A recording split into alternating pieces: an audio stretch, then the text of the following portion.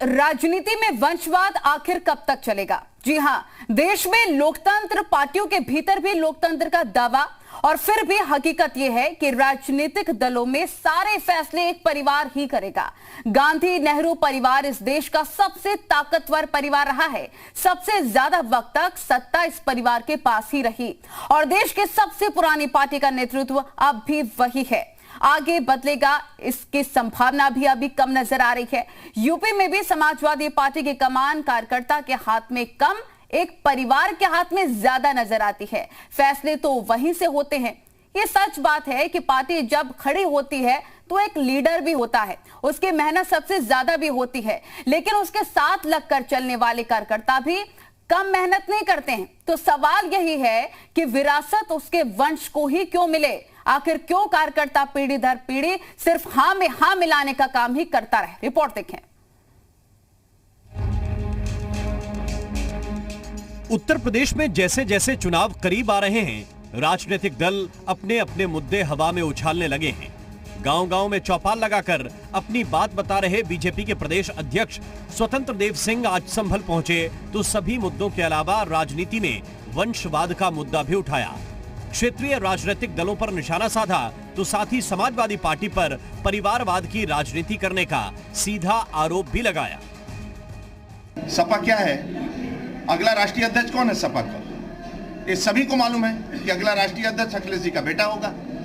BJP में राष्ट्रीय अध्यक्ष कौन अगला होगा? बूथ का अध्यक्ष, राज्य के अंदर काम करने वाले ईमानदार नेता, जिसे आदरणीय अमित शाह जी, आदरणीय राजनाथ सिंह, आदरणीय अभी नड्डा जी राष्ट्रीय अध्यक्ष है। तो अगला राष्ट्रीय अध्यक्ष कौन होगा तय नहीं है, प्रदेश अध्यक्ष कौन होगा तय नहीं है। लेकिन ये क्षेत्रीय पार्टियों का मात्र दो काम है, एक अपने परिवार को बढ़ाना, दूसरा राज्य को लूटना, तीसरा काम कोई नहीं है। बीजेपी के बयान पर समाजवादी पार्टी ने पलटवार किया, कहा कि बीजेपी को अपना दामन देखना चाहिए। कई सांसद, विधायक, यहां तक कि कई मंत्री राजनीतिक परिवारों से ही आते हैं।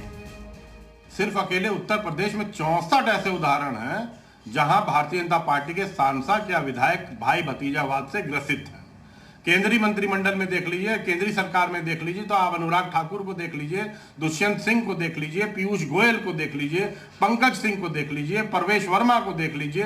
तो इस तरह के बयान देने से पहले भारतीय जनता पार्टी को स्वयं आकलन अपने अंदर करना चाहिए, तब दूसरों पर इल्जाम लगाना चाहिए। तो कांग्रेस कह रही है कि बीजेपी मुद्दों की बात नहीं करती। इतना ही नहीं, बात लोकतंत्र के अधिकारों की भी हो रही है।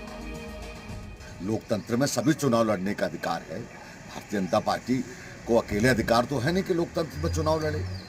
मुद्दों पर क्यों नहीं बात हो रही है? आज क्यों नहीं कह रही किसानों के मुद्दों पर भारतीय जनता पार्टी बात करती है? महंगाई पर क्यों नहीं बात कर रही है? बेरोजगारी पर क्यों नहीं बात कर रही है? जिस तरह के हालात उत्तर प्रदेश में हैं, 4 साल का जश्न मना रही है, उत्तर प्रदेश के किसानों की आंखों में आंसू हैं। जाहिर है कि लोकतंत्र में सभी का अधिकार है चुनाव लड़ना। तभी तो सवाल है कि कुछ खास परिवार इसे अपनी जागीर क्यों समझ लें।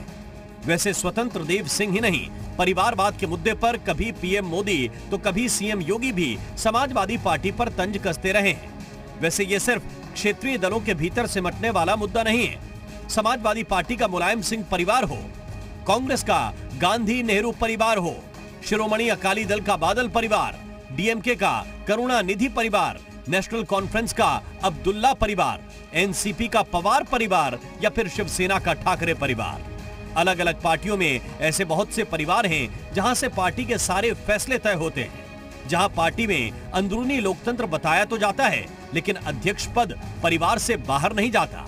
अब इसमें चुनाव में नेताओं के परिवार को मिलने वाले टिकटों को जोड़ लिया जाए तो इससे बीजेपी भी अछूती नहीं रही। हाँ, इतना जरूर है कि बड़े पदों पर किसी परिवार विशेष का कब्जा नहीं दिखता। तो सवाल ये कि राजनीति में परिवारवाद का ये जाल कैसे टूटेगा? जब राजनीति में 1/3 से ज्यादा आरक्षण परिवारों का हो जाएगा तो आम कार्यकर्ता को उसका अधिकार कैसे मिलेगा? ब्यूरो रिपोर्ट, जी मीडिया।